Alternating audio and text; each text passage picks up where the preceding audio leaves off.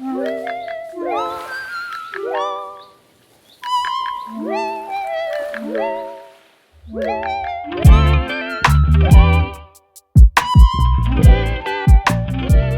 I found design, what it really taught me is that I had been working the wrong way for most of my life. I'd been working like the wrong energy type. I wouldn't have known that though unless I learned what the energy types were. I didn't understand I'd been spending my whole life trying to work like a generator. I didn't know that I was a projector. I'd say one of the most important things that changed about my work was that I learned to work where I was wanted. I learned to work where I was invited, where I was recognized. And that meant I stopped wasting energy trying to work in places I wasn't going to be successful. Success is my signature. I'm only going to work where I can find my signature.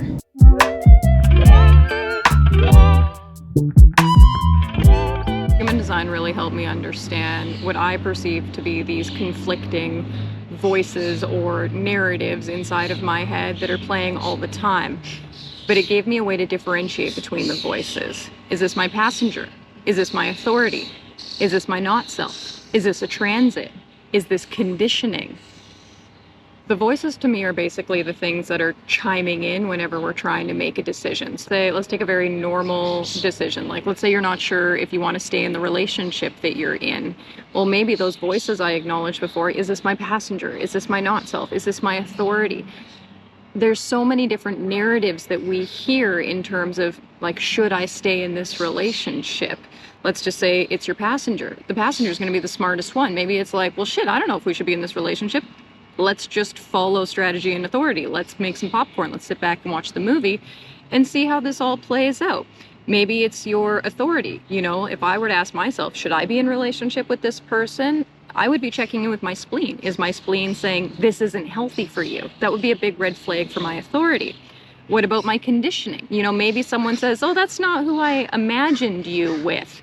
And then that gets into my brain and kind of Jedi mind fucks me about, like, well, is this who my family approves of? Is this who my friends like? Is this where I saw myself? Like, it starts to get really, really messy. Human design actually did a really good job of showing me, like, what voices to listen for. In particular, what is the voice of the not self, and what are the variety of ways it can show up? You know, I have a not self in general as a projector.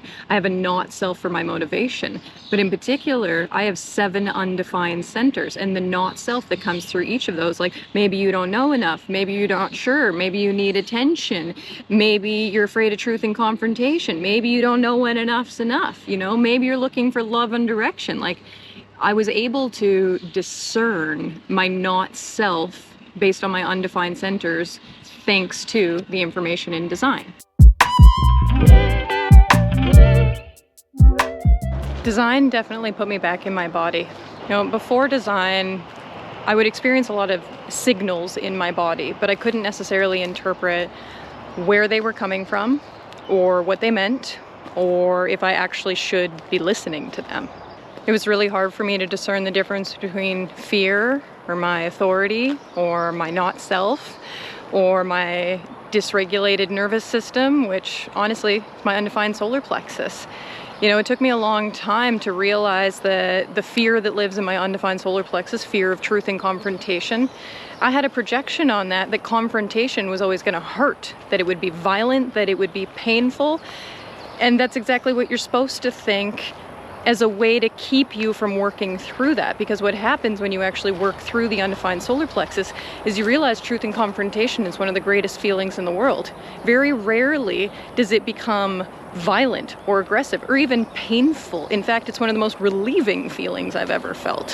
When I'm out here, I'm not surrounded by any other aura. I mean, plant auras, but you literally have to touch. You have to touch plant auras. They're very compact little auras. That's a segue for another video. But I'm not getting the same kind of conditioning or stimulation, or like, I can feel me. I know what it is to feel myself in this place. What kind of ice cream are you gonna get today? Cotton candy if they have it. And if they don't have it? I don't know.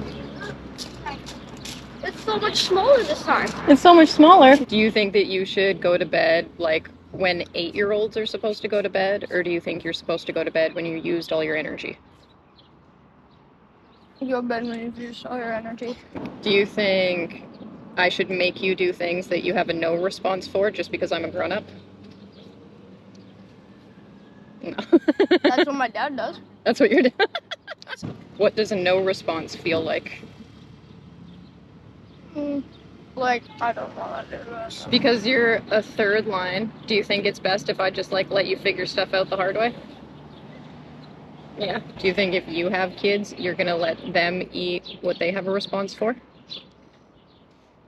Probably pretty often, but sometimes maybe if they're like, they've been having too much sugar foods. If they're responding to too much sugar, then you have to like be the grown-up.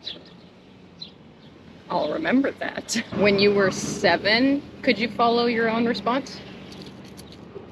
Do you think when you were 6, you could follow your own response? Tricky? Everybody wants to be seen, they want to be recognized, they want to be valued, they want to be appreciated, but not for generic things, for the things that actually make them different. Everybody wants to know, like, why am I different? Why am I unique? Why am I special? What makes me different from everybody else? I love the specificity of human design for that, because when you get your body graph, you really see. First you see visually, this is how you're different from this person. And then when you realize how many different parts there are to your design, and you layer all those things together, you realize how truly unique each of us is. There's so many different combinations that each person could be. We all express ourselves in a completely different way. As somebody who works in design, it is literally my job to point these things out in other people. It is my job to make you see how you're unique and special. I know exactly what to see and recognize and appreciate in Maven, not only because he's a person in front of me, but because I have this body graph to be able to validate certain things. He's got his own channel. He's got his own definition. He's got his own profile. He's got his own cool stuff he's here to express.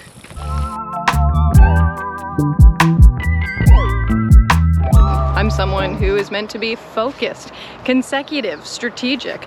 I'm meant to get into a very, very deep flow state. That means I have to have boundaries around the things that interrupt that. I'm not supposed to engage unless I've been recognized and invited. I'm free to do my own thing whenever I feel like it, but if I'm going to engage with somebody else, I want to be recognized and invited. I think one of the most important one was I learned to set boundaries around relationships that didn't help my signature. You know, if I don't feel successful in a relationship, if I feel bitter in a relationship, that's a big red flag. That's a bad sign. I learned to set boundaries around my attention so I could actually give it to the people who deserve it.